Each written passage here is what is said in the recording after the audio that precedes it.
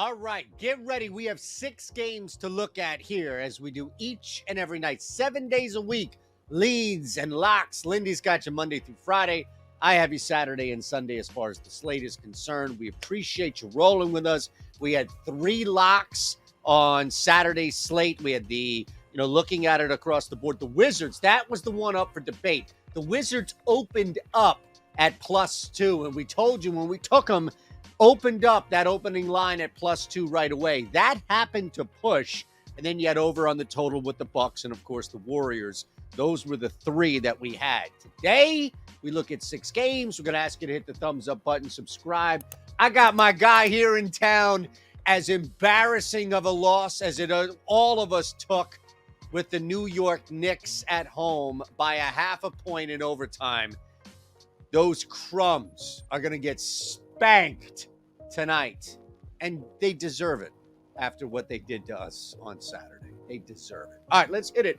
6 games to look at. Thumbs up, subscribe. Let us start in Charlotte. The Hornets, not good right now. And you hear Steve Clifford talk about it, opining about it, just how one-dimensional they can be. They're not running enough, or they are. It's just they can't score early in possessions either. It's taking forever to get a bucket up, and you're just going to get blown out. You're going to get beat up. It's just not a sustainable line of victory by any means for any team, especially a squad as bad as Charlotte is. No more injuries, other stuff to look at aside. You can't blame this shit on anything else except the Hornets have just sucked at times when they can't do anything, when they can't run, when they can't stretch out. Rozier has been non-existent at times. Even Plumlee, like, he can't afford to have a soft night on the glass. It's been awful for Charlotte. On the other hand, look, the Magic come off a pretty big win against the Minnesota Timberwolves, brawl aside, Back home, though, back east, at least, against Charlotte. Think that the Magic have a pretty good matchup here. We'll lean the 1.5 to open things up. And, I get it. This is a tight line. But if I'm playing the money line, I just buy up for the Magic on the money line. There's not much liability to get back with 2 bad teams like this. So I don't want you to overthink the line or the spread. It's just the Magic -1.5. It's a dog shit game. You want in, you got in. There's your play. All right?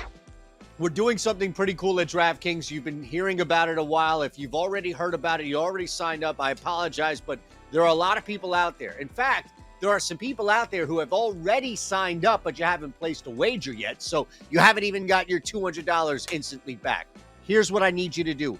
Click the link below. Super, super easy. Take 90 seconds out of your life and sign up over at DraftKings. Once you do, deposit $5. That's it. Like, this isn't you need to deposit $1,000 of risk. No. Just sign up 90 seconds. Maybe somebody in your house hasn't signed up for DraftKings yet. Whatever the case is, deposit $5 and only $5. Then immediately put that $5 on the Sixers money line. It doesn't matter. Win, lose. It doesn't matter what happens. You don't even need to wait for that game to tip. As soon as you place the wager, as soon as you bet $5 on the Sixers, $200 right back into your account. Savvy? It's easy. All right? And all you're doing is putting 5 in. We're not getting 5 at Indy, but it's close to it, and I'll take the Pacers. First lock of the night. We only have 2. First lock of the night, Indiana Pacers at home. I'll tell you about this, though. Like, nothing really should be drastically wrong with Indiana so long as Tyrese Halliburton maintains his health, right? Like, you're not, Theus aside here, I don't necessarily think that was this big lost void, what have you, or this void, I guess, that they had to fill. Sorry. The big thing was Halliburton coming back. Cleveland is still on the road, Cleveland. Now, they're not as bad as this thing was at the start of the season, but they haven't truly pulled themselves out quite yet. I know the whole thing with Memphis and Mitchell, that's in the past, so that doesn't really ride into this game. But I think the Pacers are being shorted right now because they haven't proved they can pull themselves out of that tailspin. Well, for me, the main reason why they were ever in that tailspin and they've only won 2 of their last 10 is clear. It's the injury. It's because of Halliburton. So I don't look at this so much as, well, the Cavs are the much better team, and look, the Pacers have fallen. I'm looking at why. And now that you've returned a key cog, the main cog in the wheel that moves Indiana. Remember, the Pacers offense was cooking. They were scoring a ton of points back when Halliburton was fully healthy before that injury. Top assist man in the NBA. He was scoring upwards of 20 where you could get that. I don't know why we're all of a sudden shorting the Pacers when Halliburton is back in full mode here. So we'll lock the Pacers up. Anything over 3, I think, is a fantastic option. I don't necessarily think anybody's going to sit here as far as load management is concerned. So sign me up. All right? Take 4.5 at home for a team that should score, and I'm with it. Pacers plus 4.5. Let's lock it. All right. Now we move to the big fella here. And RJ Barrett's back in the fold. I tell you, this Knicks team is so fucking overrated.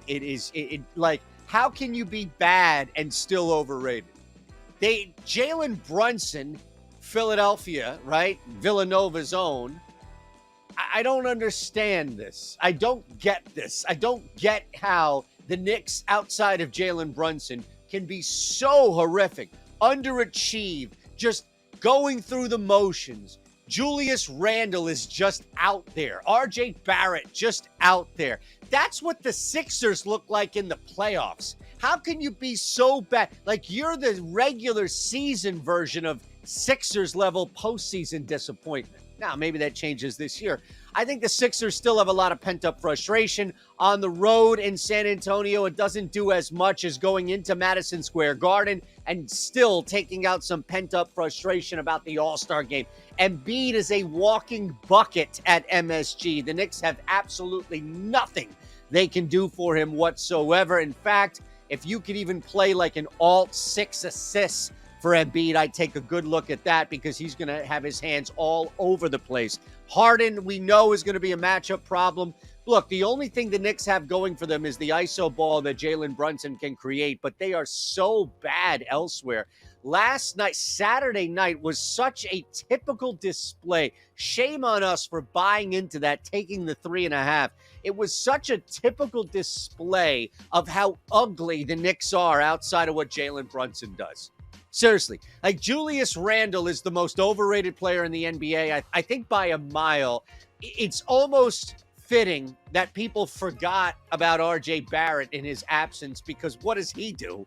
Absolutely nothing. The Clippers let down, still allowed in overtime to do whatever the hell they want. And I don't even know, like, is there a coach for the New York Knicks? Do they have a head coach that's active? Or is it somebody just stealing money on the sidelines until he gets fired from his 7th job? Lock up this. No. I don't think we're locking him up. We're just leaning. Nope, it's a lock. I lied. It is a lock. Lock up the Sixers. I told you we only had 2, and that's the second one. Lock them up. All right, spread for the Sixers. We'll take it. Grizzlies laying 5. Now, Memphis has been in some trouble with injuries. They've struggled to play through injury. We know that. I think this moves to 6, possibly 6.5 by tip. Why? Well, come on. Guys are down. Dylan Brooks suspended. What's going on here? Steven Adams, Brooks aside, Desmond Bane is back. Jaren Jackson is back. I think that helps Memphis significantly, especially against a Raptors team that needed it all to knock off Houston. And you look at where they are, last game of a 7-game road trip. You don't just, all right, man, let's pump up. Let's go out here. Bump chest, the old program movie, spitting in the mouth beforehand. Like, Van Vliet's not doing that to Gary Trent. Some shit that Latimer and Mac used to do in the program. That's not happening here. It's just get us the hell home. Oh, wait, who do we have home first? San Antonio? Let's just get home, man. They're already disinterested. Some of these guys might be dealt by the time they get home. I like where we are with the Grizzlies laying 5. It's a lean, but I like where we are because I think we're getting ahead of line movement, and it's not reverse. It's going to work in our favor. And mainly the return of Desmond Bane and Jaren Jackson are doing that as it should for the line. Now you have Morant, who has been steady.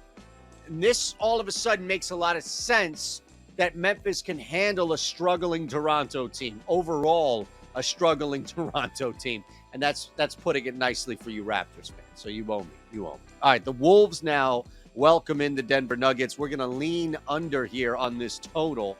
I think you look at the brawl, Minnesota, Nuggets coming off, cooling off finally. The Hawks, I didn't know anybody could do that. It's what, you hold them to 50, 52 or so in the first half. It's going to be tough for Atlanta to come out of that. A lot of offense, though, for Denver, at least to start on Saturday night. Is that something you think sustainable coming into this road game against Minnesota? It's not like they're traveling across the country, but it's still, I think, a regression that you're going to see offensively to the mean. Doesn't mean that Jokic, and again, we have to see what happens on the second night of a back-to-back. Who sits? We have to see if, in fact, maybe Michael Porter sits, maybe Jamal Murray sits, maybe Jokic, which I don't think happens. But you never know at this point what the rotation looks like on the second night, and that second night being a road game. Minnesota matchup, we'll see who's in, who's out, based on, if it's discipline or health or anything in between. But I think this is more fading offense from Denver, knowing that defensively they have enough to hold Minnesota from exploding at the very least. So I like where we are here with the lean in this total, going under this total. And so much is looking at this second leg of the back-to-back, looking at what Denver was able to do on the floor and who was on the floor at the same time. That's a big combination here. So absolutely, we'll go under this total in Minnesota as they welcome in the Denver Nuggets.